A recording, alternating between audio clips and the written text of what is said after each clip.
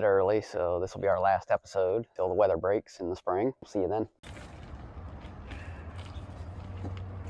What do you think, Tyler? Looks like I'm ready to weld or something. Ready to weld. Ready for Antarctica, I guess. How much do you pay for those? $2.92, pretty good deal. Looks like they're from Lowe's. Yep. Set for concrete. And here's the set piece. Mine's only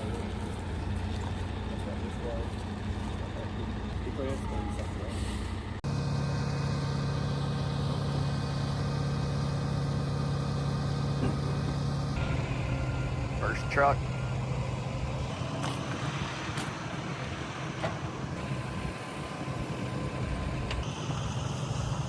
I don't know why they just put it on one skid and it's both. Yeah, I'm from Texas. That's where that stuff comes from.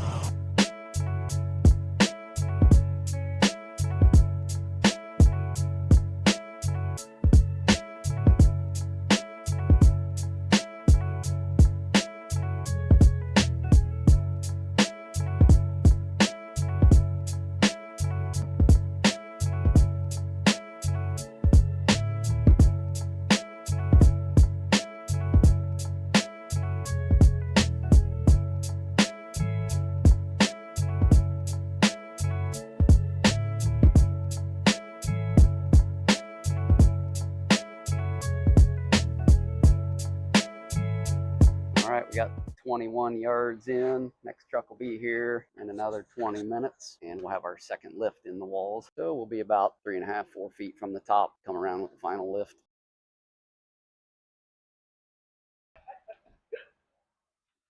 Last truck on site, truck number 6 or 5 is empty, just washing up. Go back out, let the last truck in. And we got 30, 60, 100 feet to go. Topped out over here and getting a finish on the top. This will be a decent finish on it for our sill plate. When we start framing, we'll drill anchor bolts as we're setting the sill plate. It's easier than pre-setting anchor bolts and having to drill your plate. There's Joey over there. He's coming around this way, finishing the top of the wall. And there's Tyler. How'd we do, Tyler? All for good. No blowouts and everything's straight? Blowout. That's a good thing. Although we've overbuilt just a little bit. We add more than what's necessary just to keep that from happening and keep the walls straight. Scaffold we have run around here. There's a plate on the wall, and then these here are just the legs to hold up the outside of the scaffold. Those go down and rest on the footer down there. And then we just got a couple 3-inch screws in there to hold the outside edge. The inside edge is screwed over here to the plate that we put under there, and then that acts as our whaler at the top of the wall here to keep it straight. Plumber came today and did our basement slab rough in for the basement bathroom. It's a full bath. It'll have a shower, and here's for the toilet. This one's for the vanity base. Laundry room is outside this is a 5-foot by 8-foot bathroom. So laundry room sits outside here. That's 3-inch stubbed up for the 2-inch washer drain, and also it'll pick up a wash sink. It's got it tied into our ejector pit. I put a test clean out just out in front of it. Here in Greene County, you don't have to actually pressure test the ejector pits, so he'll balloon that. Put a test on this for an inspection tomorrow. And this one here is the floor drain sump pit. It was previously installed. On the left side of the floor drain will be the water heater. Right side of floor drain will be the furnace. And we have a couple 2-6 walls specifically for plumbing, as well as load-bearing wall coming across, picking up floor joist. We like to lay out the actual both rough framed faces of wall. That way our plumber for sure gets his rough ends inside the wall, so we don't have to move walls later. Nothing worse than having to readjust your walls because the plumber missed the walls or the layout for the whole bathroom. Makes it easier, keeps mistakes down, and we don't have to call them back or just move walls. Brendan's up there backfilling. These walls are, let's see, today they're 6 days or 5 days old. We'll only backfill, before framing, we'll only backfill about 3 feet. About 3 feet up on the wall. backfill all the way on this 60 foot or it'll push it until we get framing in here. Or bracing, but we'll just wait until we get framing up before we finish backfilling. Rain coming on Friday, so we decided to get a 3-foot lift in there. That way it can start settling out. Fill them all the way up. Next 20 years, you'll be fighting adding dirt around the perimeter of your house, or water problem because the dirt is sloped to your house. We'll be prepping slabs tomorrow for that garage slab over there and this garage slab in here at the same time, and then we'll prep the basement slab. We'll probably Georgia buggy pour those 2 garage slabs, and then we'll form up the step between the garage and basement slab here, and then we'll most likely pump pour this one. You get buggies in here twisting with the Viz Queen underneath or on top of the gravel. You start turning on the buggy, it just tears everything up, so it's easier to, especially with all this plumbing, we'd have to do a lot of twisting with the buggy to get the concrete where it needs to go. So the garages we can run straight in, straight out, so we won't screw the plastic up.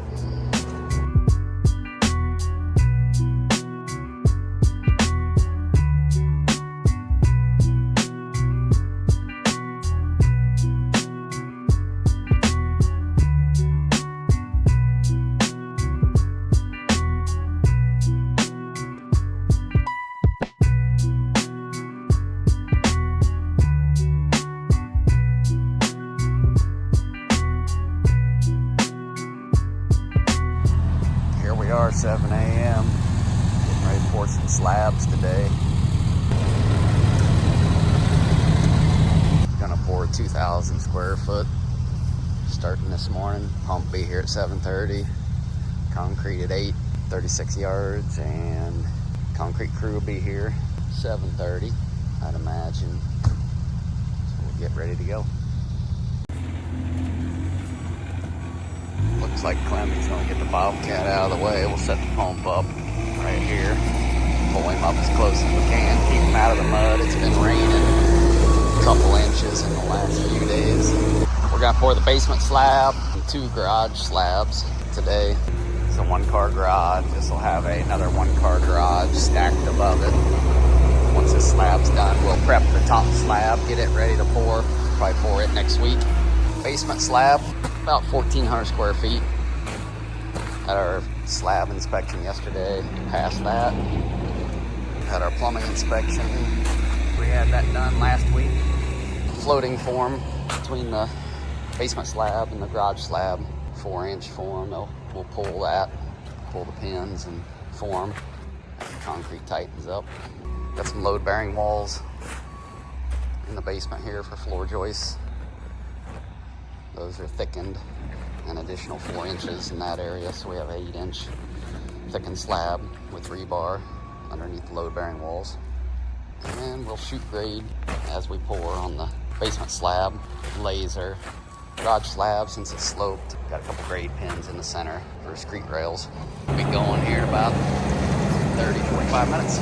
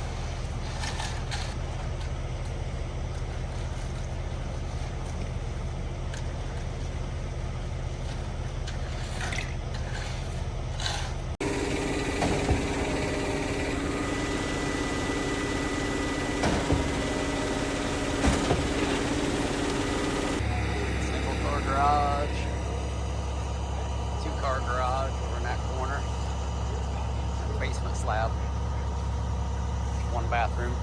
We'll form up this upper slab next week. Get ready to pour.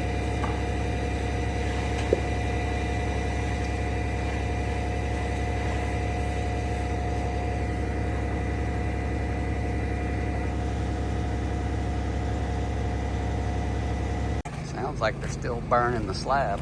Been gone for 4 hours, check on another job. It's gonna be dark here soon. Hopefully they're close. Yep, close.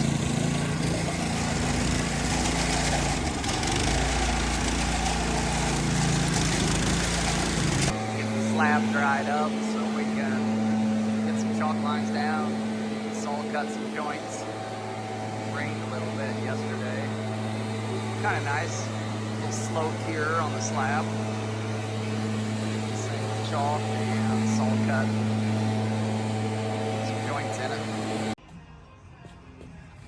Alright, let's do this again. Well, they say third time's a charm. You gotta have these straight lines on here so you can tell how crooked your salt cut is when you're done. Now what we doing? 157 half. We're gonna cut the pie. It's time to cut the pie. Right before Thanksgiving. Now our chalk box isn't long enough because that was gifted to us, and we figured out why it's gifted to us. It's about half the line's gone. We didn't want to deal with it anymore. It's only about 25 feet of line in that thing. Yeah. That's alright. Just put a mark midways and go both ways. Alright, chalking lines for a little bit of salt cutting. Want that? I'll take that. I'll take that in with my left hand. You get the smart end. Where's my mark at? Right there. Where's my mark at? Square with where I'm at. Look behind you because there's the wall line. I think you came over my way a little further.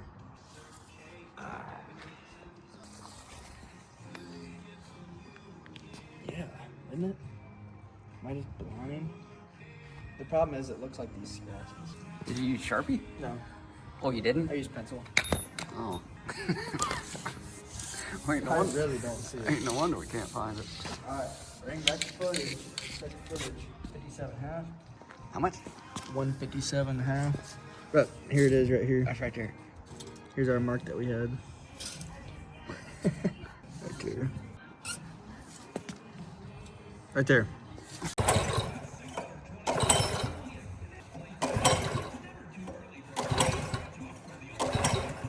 On switch shot.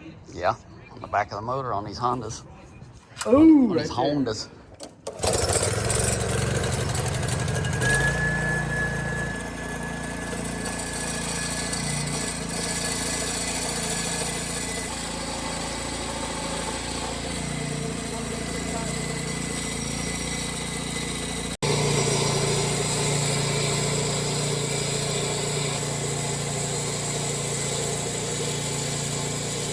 We're gonna start shoring up this deck. We already put a ledger board on here the other day. Doubled up 2x4 posts under it, under each one of the spanholes. We got the spanholes laid out. All these circled crow's feet. So we'll put a post under each one of those locations to carry the tails of the spanholes. And then we'll probably run a beam down the middle, pick up the center load on them too. Total of 16 of them, I think. And then we'll lay 2x4s on top of those and put our plywood deck on top of that. And then we'll be pouring a 6-inch concrete slab on top of this lower garage. We've got about 31,000 pounds of concrete that'll be on this 6-inch slab. Doubled up 2x4s under each one of our spanholes.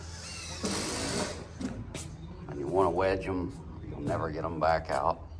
Each one of these will have approximately 700 pounds on it, 700 to 800 pounds. We'll run those all the way down this wall. We'll have to do a few on the end to pick up the cantilever on what's left of our 2x4s for our plywood. So we got 16 of these down each side. We got 16 spanholes. We're gonna put a center support down the middle. These spanholes are kind of maxing out on load. So we'll get that done and start getting a deck on it.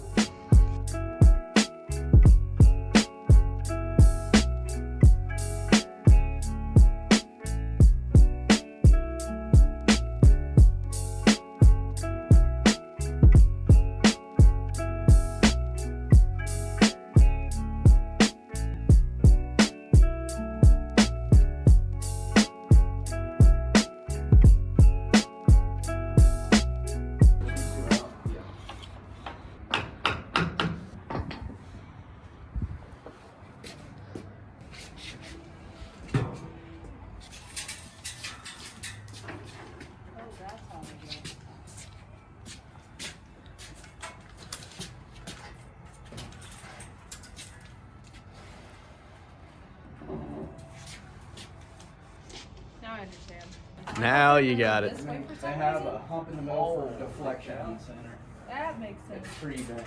That gained more than a half inch, didn't it? Yeah. What'd you count for? Huh? Half inch? Counted for a half. Our boards will flex. Plus these are crowned. And they're crowned for deflection. Yeah. Yeah, they're hooked. Looks like we need to bring the bulb kit down here. All the trusses. He's tight. Yeah.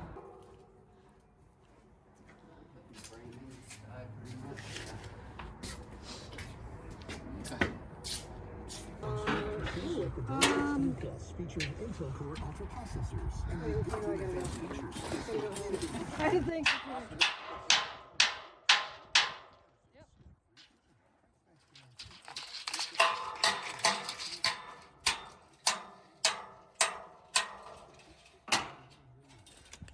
My brain is Yep. dyslexic. You got that one here? Oh yeah. This one's upside down.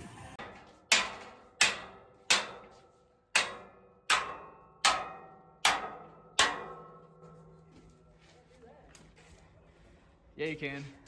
Give it a try. What, a pull up? Yeah, do a pull up. I can't. Can't either. How did you do that? Muscle up.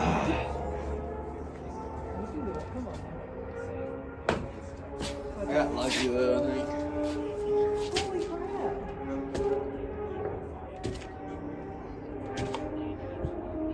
Big valve off the ground. All right, Bill. You got 5 of them?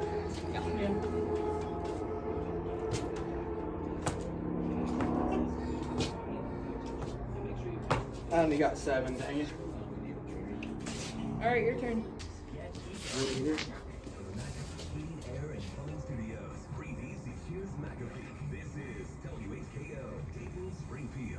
Celebrate the season at Land of Did Illusion. it do 8? 6. You only got 6, dang it. 6, dang. Okay, your turn. You saw me. Do it with one on. Oh, those are tough. I keep hanging. Yeah, you're gonna pull your fingers out of your socket. Those are tough, especially on the flat side of that How thing. you Cuts in your hold on hand. to that? It hurts. I had to, well, my tissue paper hands, it was hurting pretty bad. Yeah, the office hands.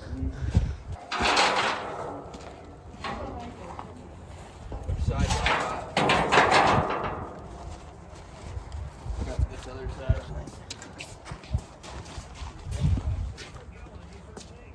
You gotta go in more. Huh? You gotta go in more or 2. I'm just span. I guess we better leave it back here. Alright, we'll go that way then. Which way? To the back, to the front. I'm already there. You didn't go which way? Oh. Oh, you wanted to set them? Well, I guess it doesn't matter.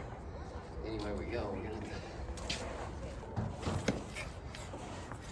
have to... Close. Clear? No, go further. Or I can drop it down. Yeah.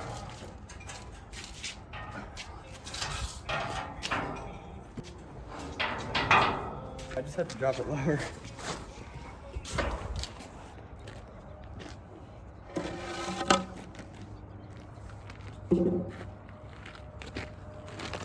Force we would probably carry. Yeah. When that's what they're designed for. Yeah. It just depends. We probably wouldn't if we could have got these 12 on center. Yeah. But if they weren't 12 on center, then, or since they're not 12 on center, it's like 18 3/4. Yeah, let's run right down. We gotta put a shore in the middle. Yeah, let's do that. Yep, we'll run down through here. I think we can just post every other.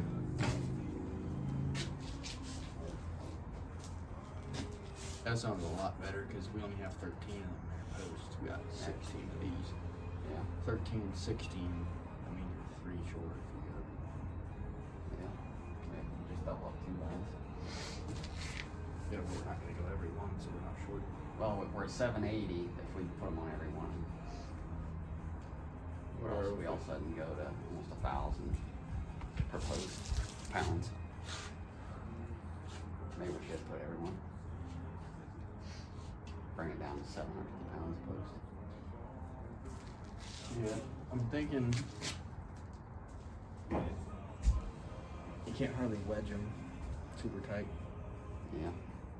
So we No, might we'll want let to we'll let the concrete load tighten them up. We'll just snug them, put screws in them, and let the concrete. so they don't move. Yeah. Let the load of the concrete tighten them up, because it will. So we need 32. 31,000 pounds. You want a bridge here? No. Just butt it into it.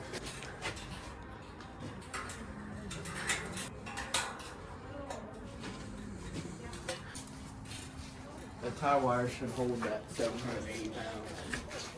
When we're pouring, each one of us is holding one of these. Yeah. Yeah, stand under it. It's a good resting spot for you just while they're pouring. Be under here looking. 30,000 pounds. 12 doubled up to 24.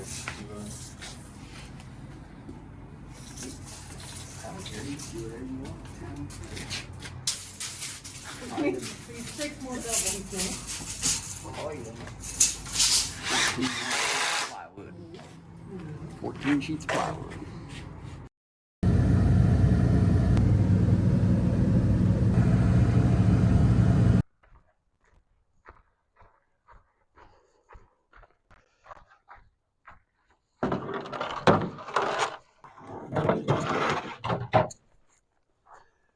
Looks like the plate froze to the blacktop.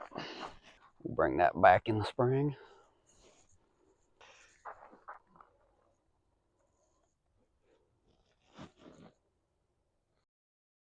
Well, that wraps up concrete slab placement, concrete wall placement. We didn't get a chance to do the suspended slab. Cold weather hit us a little bit early and we didn't want to risk it freezing and being a problem with the concrete. So we'll come back in the spring, start to finish that slab up. But maybe if the weather breaks this winter, we might still get that in, but we'll come back in the spring when the weather breaks, get the slab done and start framing.